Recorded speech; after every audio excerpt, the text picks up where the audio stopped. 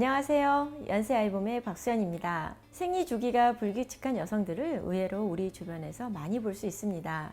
몇 달 동안 생리가 없어도 요즘 피곤하고 힘들어서 하고 넘겨버리는 경우가 많은데요. 하지만 이러한 증상이 3, 4개월간 지속되거나 생리 횟수가 1년에 8번 미만, 생리 주기가 3주 미만으로 짧거나 40일에서 50일 이상 길어진다면 조기 폐경의 신호가 될 수 있기 때문에 각별한 주의가 필요합니다. 여성은 나이가 들면 난소 기능이 떨어져서 여성 호르몬의 분비가 감소하고 생리가 멈추는 폐경을 경험하게 됩니다. 일반적으로 평균 51세를 전후로 해서 폐경을 겪게 되는데요. 40세 이전에 난소 기능이 떨어져서 발생하게 되는 폐경을 조기 폐경이라고 합니다. 난소 기능 저하는 AMH, 즉 항밀로간 호르몬의 수치가 1.0 미만이거나 이전 시험관 시술 중에 난자가 3개 이하로 채취되는 경우 등을 말합니다. 조기 난소 부전이라고도 불리는 이 조기 폐경은 전체 여성 중 1%에서 발생하지만 가임기 여성들에게는 난이까지 이어질 수 있는 치명적인 상황인 거죠.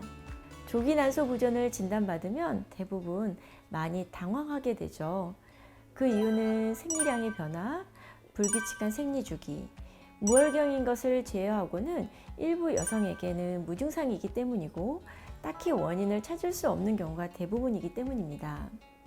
하지만 많은 분들에게 폐경 때 나타날 수 있는 증상과 비슷한 증상이 나타나기도 합니다. 혈관 운동 장애, 생식기 위축, 배뇨 장애, 심리적 증상을 느낄 수 있습니다. 조기 난소 부전의 원인은 다양합니다. 성염색체를 비롯하여 염색체 이상으로 조기 난소 부전이 오는 경우가 있고요. 자가면역 질환, 대사증후군, 유행성 이하선염 등의 바이러스 감염, 수술적인 치료나 암에 대한 화학요법이나 방사선요법 등이 원인이 될 수 있습니다. 그 외에 환경호르몬, 담배, 비만도 조기 난소 부전과 연관이 있다는 연구들도 있습니다. 하지만 원인이 밝혀지지 않는 경우가 80에서 90%라 조기 진단이 가장 중요합니다. 조기 폐경이라고 해서 임신이 불가능한 것은 아닙니다. 4명 중 1명꼴로 다시 배란되는 사람도 있고 이 중에서 5에서 10%는 자연 임신한 사례도 보고되고 있습니다. 또한 조기 난소 부전으로 진단받은 환자 중 치료 후에 다시 생리를 시작해서 1년 이내에 임신하게 되는 경우도 드물게 있습니다. 최근에 뵙게 된 환자분 중에는 몇 년 동안 난자 채취를 한 번도 못 해본 분이셨어요. 그런데 8개월 동안 3개의 난자를 채취해서 3일 배양된 배아를 2개나 동결시켜 놓은 환자분도 계십니다. 그리고 생리를 1, 2년 안 한 상태에서 조기 폐경, 난자 공유에 대한 설명을 이미 듣고 오셨던 39세 환자분도 3번의 난자 채취 후에 임신에 성공하셨습니다. 폐경이 되면 난자를 배란하지 않을 뿐만 아니라 생식 호르몬 생성이 중단되는 것이기 때문에 신장병과 골다공증 발생 위험이 증가합니다. 조기 난소 부전의 치료는 먼저 폐경으로 인한 여러 가지 합병증을 줄이고 예방하기 위해서 지속적인 에스트로겐을 복용하는 것이 필요합니다.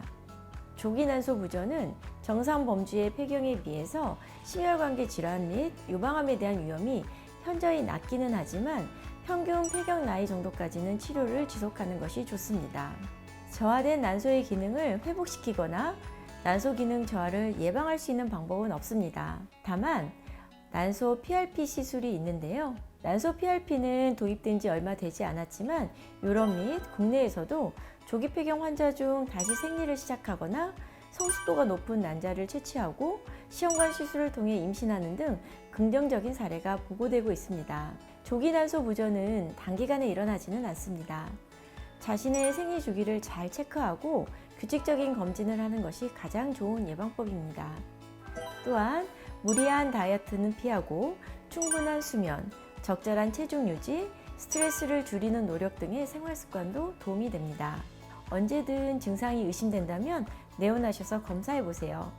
내 몸에 대한 관심과 애정을 갖는 것이 더 큰 질환을 예방할 수 있을 것입니다. 감사합니다.